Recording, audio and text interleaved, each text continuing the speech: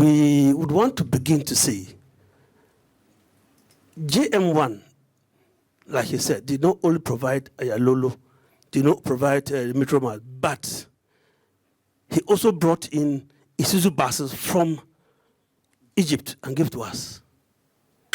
That's one I did. But you know, what we are currently having, the issues we are having and contending from 2023 and 2024 seems to be repeating itself. Whenever there's a budgetary allocation and then they go to share, they allocate how much they'll give to Metro Mass, how much they give to STC, and forget us. Now, this issue was hard hit, so we had to go and approach Callistus and said that all our letters to have a meeting with the president had not yielded the results. So he agreed that for the whole of August, he was so busy, he will go to travel. But he stated 10th September for us, and really we met His Excellency the President. That meeting, we had tabled issues there to meet him and discuss. And among them was the buses they had brought to us from Egypt were highly compromised in terms of quality. What we went there as a delegation and inspected and was brought was not what was given to us. The engines, which were 6-cylinder engines, were inspected, came down as 4-cylinder engines. The axle width and then the air conditioning motors were all compromised. So it didn't yield the results it was supposed to have yielded. We mentioned this to him. And again, we said that our problem is that from where we had met in 2016, I'm talking now, all the cars are now old. People complain. And like I did mention earlier before, Your Excellency, is that most of them will work one day, tomorrow they will not work. They're all at the shops. And then somebody in his publication will say, we have created an artificial shortage. Like Alaji said, who will go and park his car to create that shortage and go and sleep without food? So the problem is that we have all identified the problem, and that is really a problem which needs holistic attention.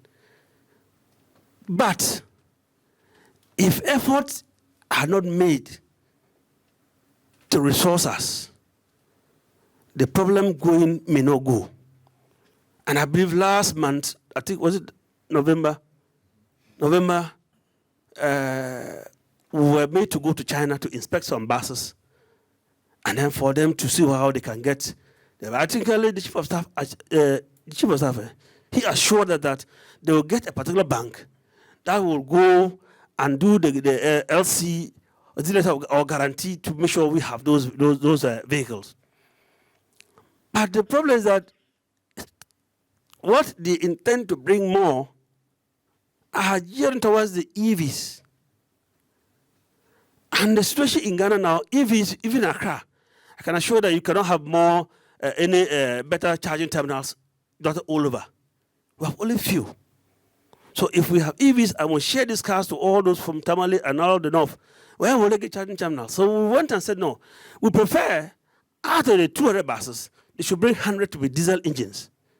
That can serve the areas where the issue of the charging terminals cannot be reached. And then the rest, who are EVs, can be shared in Ghana here, in Accra here. You see, all of us here are singing the same song. If you ask us, we say we don't have cars. If you ask Concern, they say they don't have cars. If you ask GSCC, same problem. We think that the best request among all the things we had listed is that we need more cars. We need more cars that can cure this problem. These artificial shortages cannot come. And when we even have cars of that nature, and then we put them all on a particular terminal, and then the evening time is up, and then somebody intentionally don't come and then go and pass somewhere to go off-road and charge extra peso, then that person will be, this car will be seized. It will be a pinning point for everybody to do what is right. We know compliance in Ghana here is always a bit difficult unless you add more force on it. And I think we will do the right thing when you work on it, and then we'll get this new fleet.